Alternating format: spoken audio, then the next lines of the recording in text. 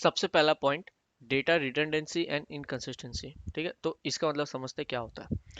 और data redundancy मतलब जैसे कि मान लो फॉर एग्जांपल एक बैंक है।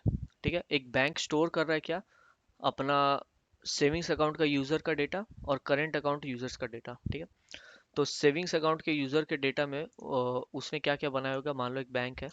ठीक है, वो बैंक स्टोर कर रहा है नेम, उसके बाद वो स्टोर कर रहा है आधार नंबर।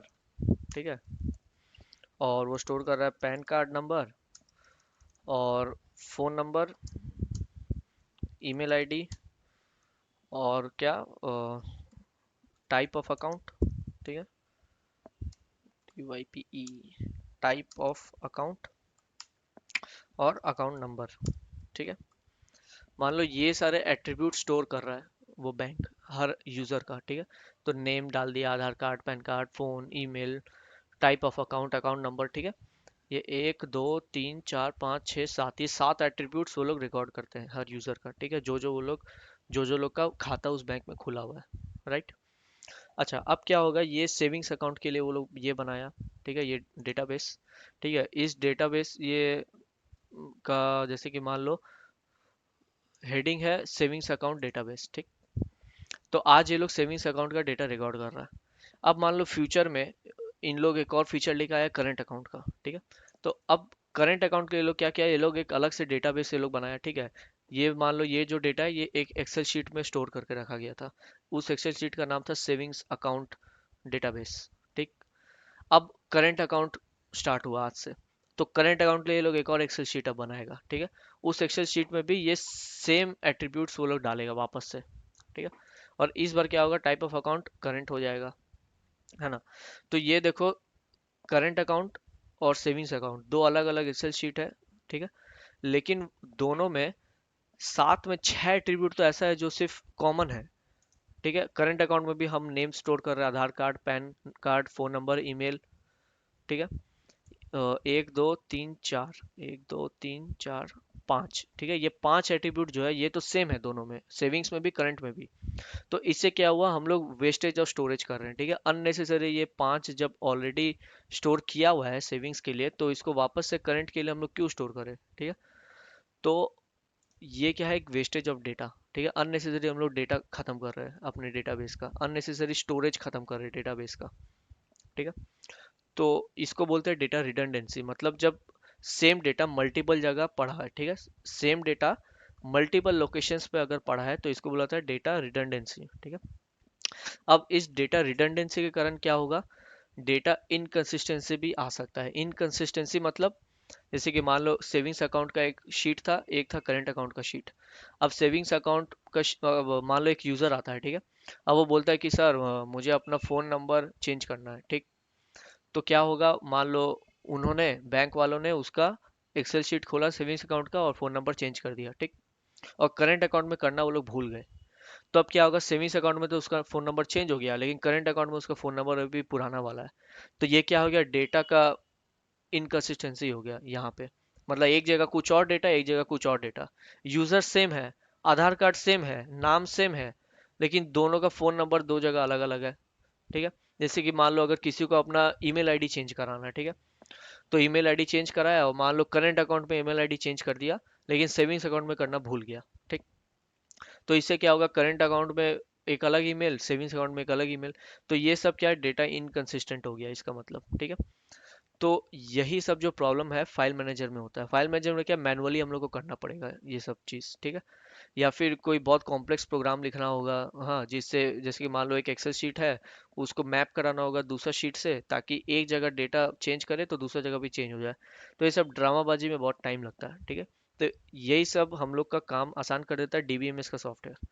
ठीक है, डीबीएमएस सॉफ्टवेयर हम लोग को यही सब फीचर देता है, जहाँ पे हम लोग अगर एक जगह डेटा चेंज किए तो उसके कॉरस्पॉन्डिंग बाकी डेटा भी रेलेवेंट रहे, ये ना हो कि इनकंसिस्टेंट बन जाए डेटा कहीं पे। तो ये डीबीएमएस का पहला गोल है। दूसरा है डिफिकल्टी इन एक्सेसिंग डेटा। अच्छा, बहुत सारा जब डेटा है पड़ा हुआ, ठीक है, तो उसको एक्सेस करना भी कभी कभी मुश्किल हो जाता है। ठीक है, वो सब भी डीबीएमएस आसान करता है डेटा। मतलब वो डेटा इतना सिंपल फॉर्मेट में स्टोर करता है, इतना सिस्टमाइज्ड वे में डीबीएमएस की, उसको एक्सेस करना बहुत इजी रहता है डेटा। ये दूसरा यूज़ है डीबीएमएस का। ठीक है, और ये एक डिसएडवांटेज भी है। जो जो एडवांटेज है डीबीएमएस का वो सब फाइल मैनेजर के लिए डिसएडवांटेज है। अच्छा, अब डेटा आइसोलेशन। डेटा आइसोलेशन मतलब जैसे कि मान लो मुझे बहुत सारा डेटा निकालना है, ठीक है। जैसे कि मान लो नेम और आधार नंबर ये एक फाइल में पड़ा है, ठीक है। ये मान लो एक नोटपैड फाइल में पड़ा है। पैन कार्ड और नेम, ठीक है, ये दो चीज पड़ा है एक एक्सेल शीट के अंदर, ठीक है। फोन नंबर और ईमेल आईडी और नेम, ये तीन चीज पड़ा है एक वर्ड फाइल के अंदर, ठीक है। तो मान लो बहुत सारा डेटा है जो अलग अलग फॉर्मेट में पड़ा है। तो इससे क्या होगा, डेटा को रिट्रीव करना बहुत मुश्किल हो जाएगा, ठीक है। तो डीबीएमएस क्या करता है, वो हम लोग को ऐसा नहीं करने देता। डीबीएमएस मेक श्योर्स दैट डेटा, जो डेटा है वो एक ही फॉर्मेट में स्टोर रहे। ऐसा नहीं कि हो कि कोई नोटपैड फाइल है, कोई एक्सेल में है, कोई कहीं है, कोई कुछ फॉर्मेट में है डेटा, ऐसा नहीं होगा। डीबीएमएस यूज करने से क्या होगा कि सेम फॉर्मेट ऑफ डेटा हम लोग स्टोर करते हैं, ठीक है। तो डेटा आइसोलेशन का भी प्रॉब्लम इससे दूर होता है, ठीक है। डेटा आइसोलेटेड नहीं, आइसोलेटेड मतलब अलग अलग डेटा है, ठीक है। तो अलग अलग डेटा है इसीलिए तो उसको रिट्रीव करना भी मुश्किल हो जाता है। अगर मान लो अब हम लोग को चाहिए कि मुझे एक ऐसा इंफॉर्मेशन चाहिए जिसमें सारे यूजर का name, Aadhaar card, PAN card, phone number, email, type of account, account number सब मिले।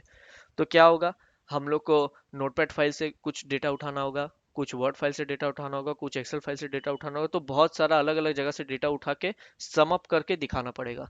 तो इसमें क्या unnecessary wastage of time and energy है, ठीक है।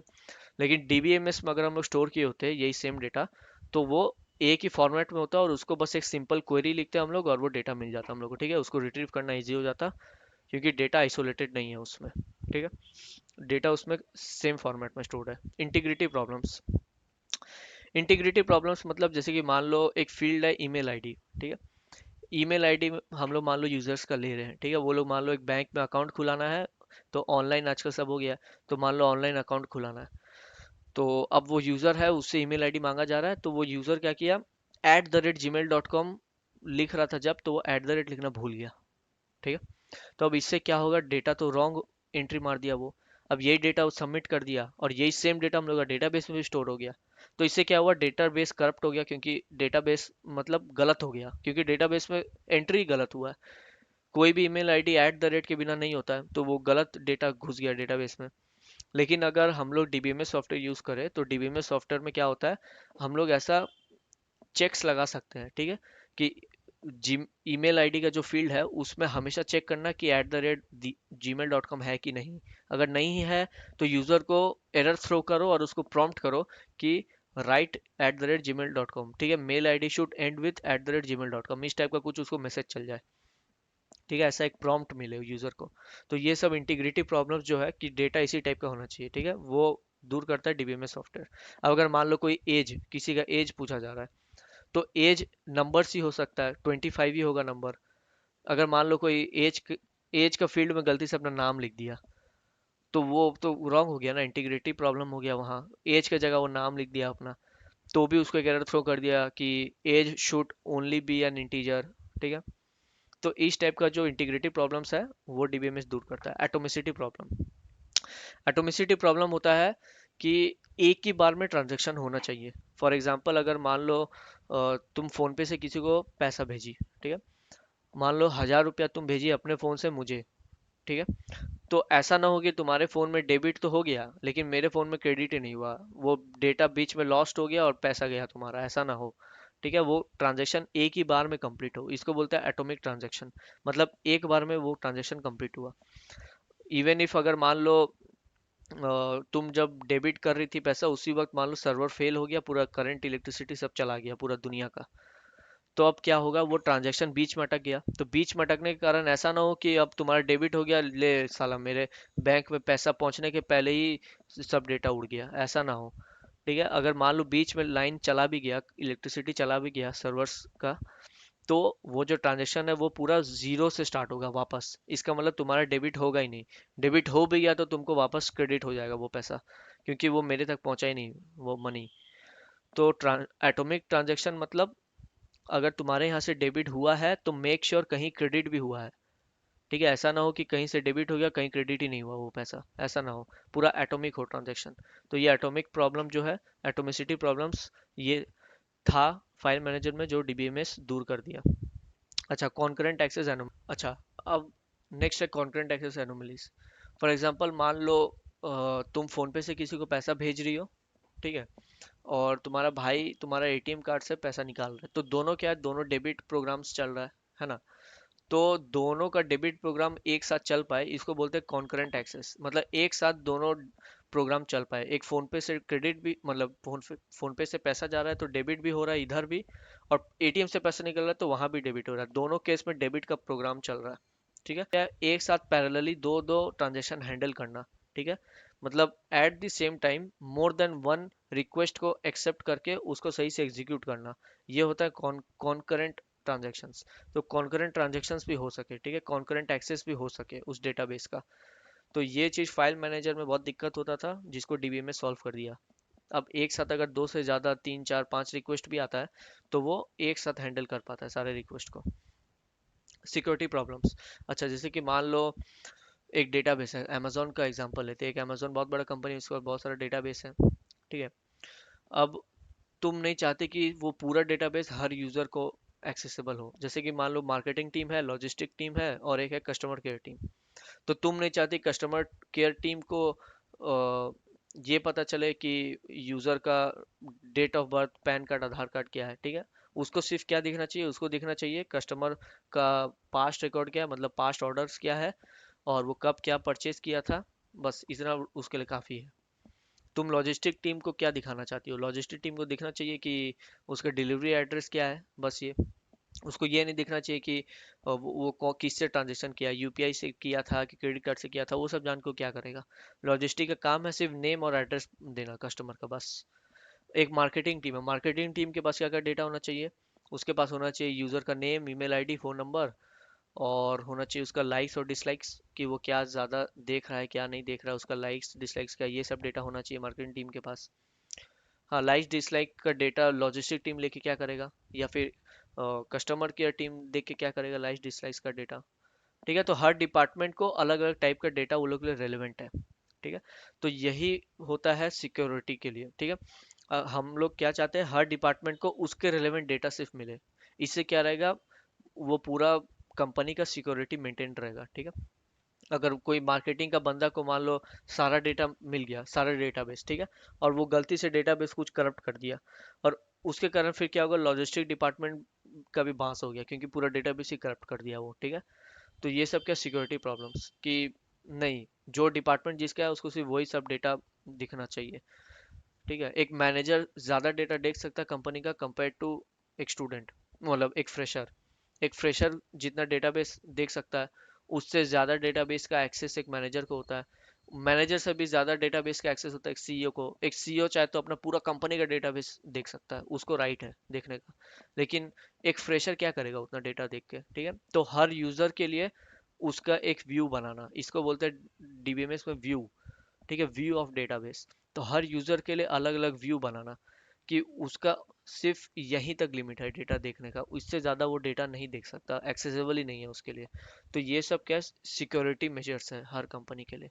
ठीक है, तो ये प्रॉब्लम भी फाइल सिस्टम में था कि वो हर यूज़र के लिए अलग व्यू नहीं बना सकता। तो अलग अलग व्यू बना के देता है डीबीएमएस। ठीक है, हर यूज़र के लिए अलग अलग उसका एक्सेसिंग राइट्स, ठीक है, उसके लिए अलग अलग व्यू होगा। ठीक है, ये सब चीज़ डीबीएमएस देता है अपने को। तो ये सात है मेजर डिसएडवांटेज फाइल मैनेजर का, जो एडवांटेज है डीबीएमएस का।